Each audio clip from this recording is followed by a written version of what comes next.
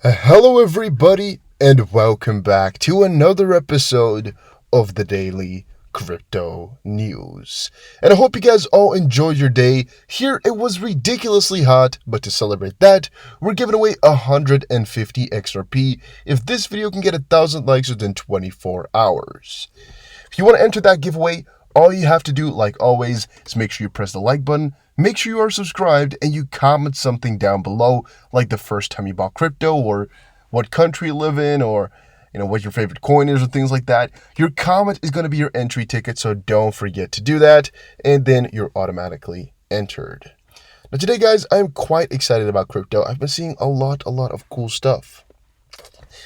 XRP Steward just came out. And by the way, it is still ridiculously hot here, so you might be hearing me, have a difficult time because it's in a hot area and I can't get it cooler without air conditioning, but that sound is so loud. Yeah, that I would not do that to you guys because it's the laptop microphone, so not going to do that. XRP will exceed its all-time high in the future, and I firmly believe that it will grow exponentially. It has the most potential. This is not financial advice. If you disagree with me, please comment below this tweet. If not, I will assume that you agree with my opinion. And my say to all of this is, there is not a question of if XRP will get above its all-time high, but only the question of when.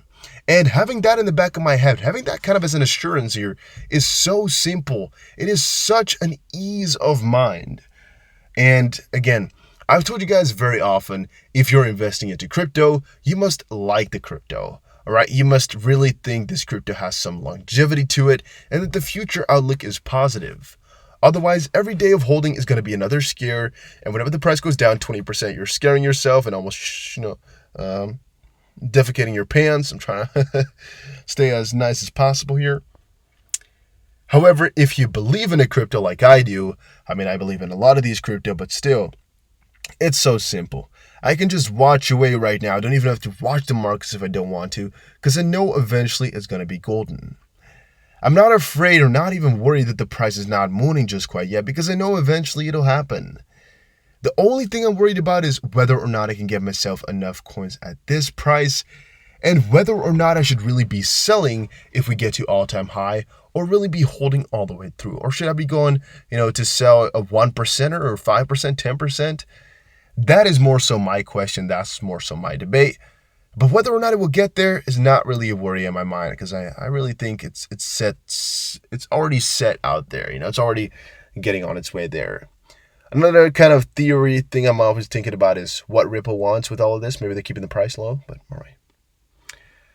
New bank charter for digital assets lodged in the U.S. The Office of the Comptroller of the Currency has proposed a new national bank charter for payment companies in handling digital assets in a significant step forward for regulation of digital currency in the United States. In a recently published paper, the regulators set out plans for the new charter, which could enable companies to apply for a single license for dealing with digital assets nationally, as opposed to licensing within each individual state, which is very cumbersome. The move is the latest step forward from the OCC, which has previously indicated support for digital assets and businesses working with them. Back in July, specifically July 22nd, the OCC published an interpretive letter suggesting that national banks could already provide digital currency custody services to customers, and after earlier soliciting comments from the banks on their use of digital assets ahead of the proposed rule changes. The steps taken by the OCC have been described as having the potential for a significant positive impact on digital assets within the formal banking sector in the U.S., and Brian Brooks, acting comptroller of the currency, noted the concept of a payments charter for digital assets in his speech at the consensus back in May, which he said would be a national version of a state money transmission license, offering a national platform with preemption for banks handling digital asset transactions. In the interpretive letter recognizing the role of banks in providing digital currency custody, the OCC said, providing crypto custody services, including holding the unique cryptographic keys associated with crypto, is a modern form of traditional bank activities, and all of that basically, piece by piece, will be allowed. They're really working hard to get that done.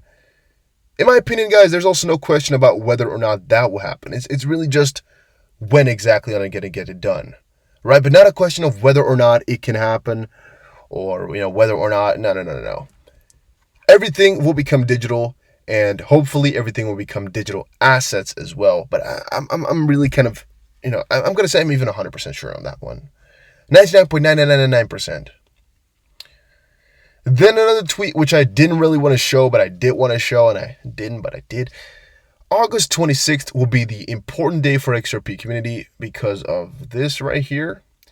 Well, it's just another part of the lawsuit here that something is going on August 22nd. Don't know exactly how lawsuits work this way, like exactly what is going to be going on. It's to reply in support of motion to dismiss part consolidated First Amendment compliant.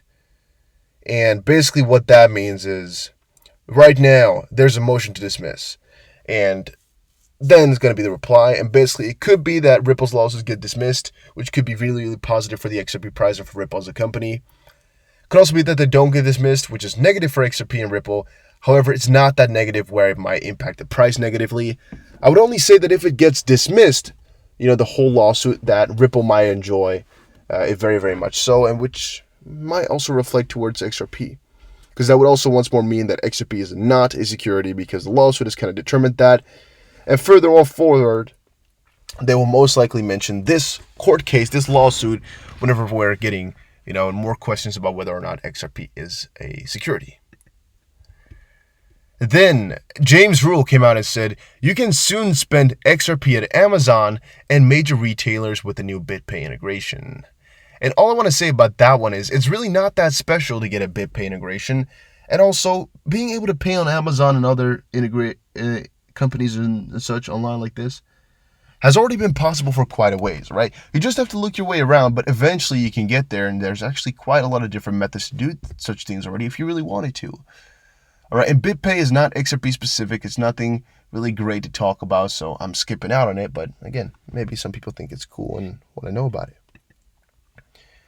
XRP researcher, and this comes along with the start of the video with what I said there, said, I am 100% convinced we are waiting for regulatory clarity and a classification for XRP. I'm going to say here, guys, that I think a lot of the stuff we're missing was addressed in previous video. The CBDCs are working hard to get their control. A lot of institutional investors are trying to get into crypto. Yeah, the system is getting ready, like we saw in the first tweet of the day here. Like the regulatory clarity is coming along. It's piece by piece, everything is coming. Ripple just posted another tweet. Is there a parallel between the value of gold and crypto in a post-COVID world? We discussed the hot topic in the latest Black Stars podcast, and here you can see about it. All I can say about this one right here is, yes, there is, guys. Yes, there are some crazy connections. We all know it.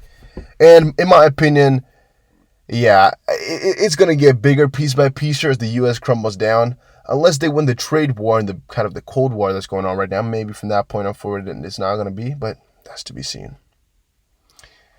Researcher unravels the mystery behind Chainlink's wild rally. Now, the reason I'm saying this one and getting back to this one is because Chainlink's rally right now has been overwhelming. I mean, we're right now at 15.5. How much is it exactly? $15.5, $15.91. It is completely insane. I don't think anybody expected this to happen to the price. It is completely mind-boggling. All right, going 126% in the last 30 days, 70% in the last week. Yeah, people are making money left and right, and really, I can almost not imagine just how much profit there could have been made. Now, I told you guys earlier I was getting out at 1450. Luckily, I bought some coins more back. Didn't get my full position anymore, but at least we made some money along the way. And I'm still of my original opinion, all right? Sometimes, even though you might not catch the top, you got to cash out some to make sure you are in profit, right? So with my position, I was already in plus at least 100%. I was really, really happy. So again, I'm not going to regret anything like that. And that's also another lesson for the big bull run, guys. Don't FOMO into things because that's only going to hurt piece by piece. It's good to cash out sometimes, even though it might not be the best trade ever. And I don't actually know if there's a good reason why Chainlink is going so ridiculously crazy. Contents here, succeeding with Tronfield and other projects will follow suit. Well, a big question is whether or not some projects are going to be following along with Chainlink's great rises. And another thing they're saying here is Chainlink has already managed to make its decentralized oracles the industry standard by forging an impressive list of deals. According to Withium's estimations, they're close to reaching 200 projects. Major DeFi players like Kyber Network, Synthetics, Ava, Tezos, and even the Google Cloud team have all joined forces with Chainlink to use its data feeds. Judging by Link's performance, this approach has proven to be infinitely more successful than the announcements made by Justin Sun. Withium called them a dog and pony show. To quote, ultimately the market wants results. The Tron strategy of announcing an announcement has become seen as nothing more than a dog and a pony show, which I agree with, guys. Chainlink is compared to Ripple in how it introduces new partners left and right to sustain investors' interest.